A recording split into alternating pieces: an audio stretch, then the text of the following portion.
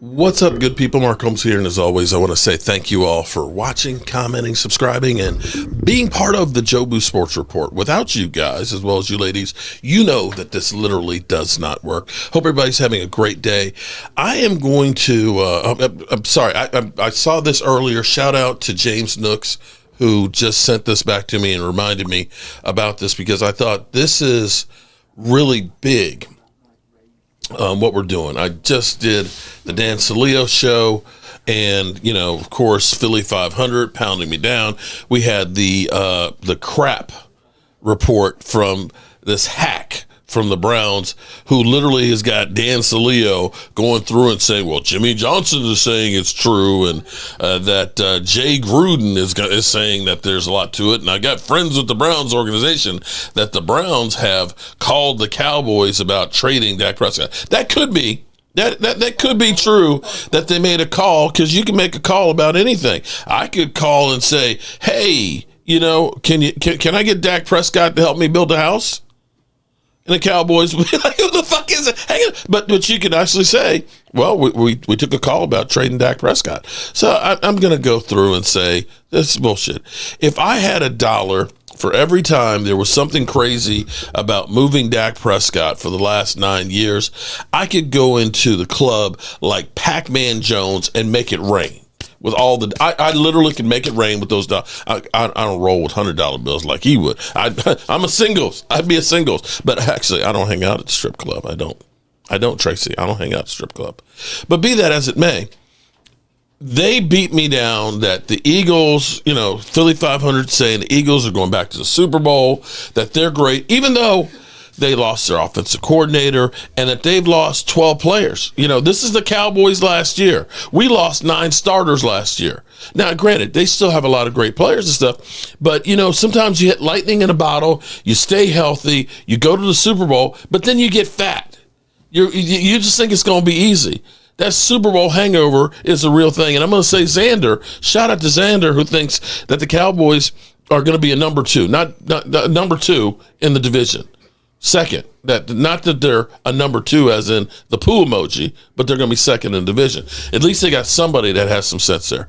But what I actually wanted to talk about earlier was, with the Cowboys, everybody's sleeping on them. They're saying that Cowboys aren't bringing in great players, name players that they don't care about winning. The GM sucks and all that. But I've been saying subtly, the Cowboys have been doing some things differently than they usually do.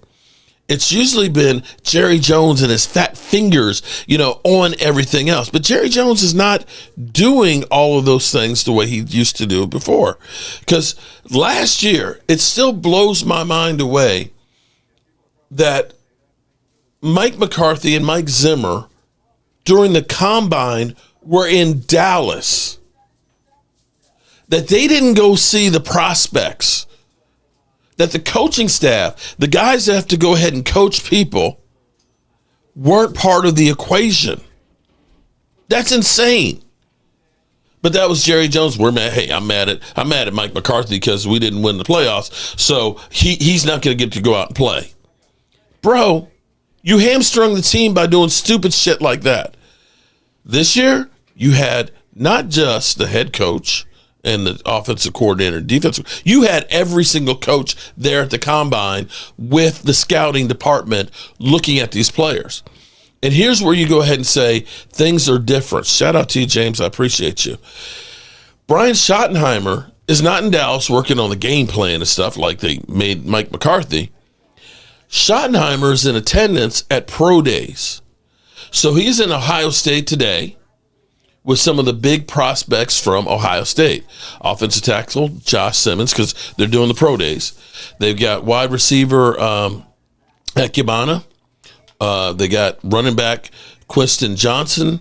They've got running back Trayvon Henderson. They got quarterback William Howard. They got DB JT. I can't pronounce that, but they got defensive end Jack Sawyer, defensive tackle Tariq Williams, offensive line Donovan Jackson, among others out there. And so you're seeing that the coach is actually looking at the groceries. He's at the grocery store because he's about to make a meal. He's part of the equation.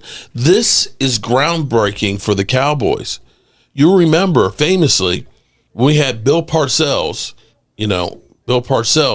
who had won Super Bowls with the Giants. Here, he literally had to say, if I'm going to make the meal, at least let me buy the groceries. So that way I can pick the players that are going to fit what I'm doing.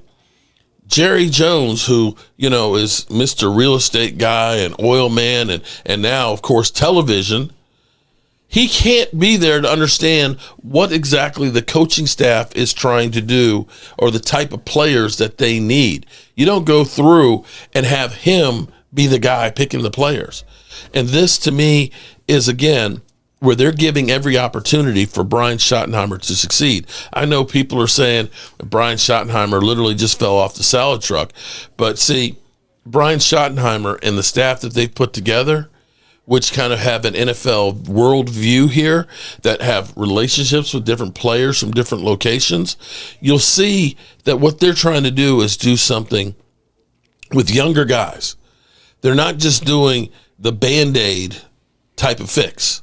Now, I hope that we're not finished right now as far as making the soup or the prime rib roast, that we're still putting together this team. I still believe the Cowboys are going to make some bigger moves, but they're going to wait until after the 28th of April when it won't cost them the comp picks. I know people will say comp picks, that's chump change. Well, when you get 3 extra 5s and a 6, that gives you some possibilities to be able to trade to get some of these veterans and things like that, or maybe to move up in the draft and so on. Now, as far as what they're talking about trading Dak, I'm still going to go back through. Contrary to what Dan Saleo and his big fat mouth says, if the Cowboys were going to trade Dak Prescott, you don't pull the trigger. You don't pull the trigger, because if the Cowboys trade Dak Prescott pre-June 1st, which is what you would need to get the draft picks for this year, they take on a $148 million dead hit. You're not taking on a $148 million dead hit for Dak Prescott. You don't. You don't flip the trigger. You don't. So that's another one of those things I look at and say, yeah, that and Dak Prescott has a no-trade clause. And if he were to relinquish it, it wouldn't be to go to the Cleveland Browns. I can guarantee you that one. It wouldn't be to go to the Cleveland Browns. So contrary to what others say, I'm looking forward to the Cowboys making some moves and looking at the season that's coming up. All right, you good people, as always, I appreciate each and every one of you guys. And keep the faith. Keep the faith. Don't let the Eagle fans beat us down. They're going to be looking for. There's going to be some problems for them next year. Peace out.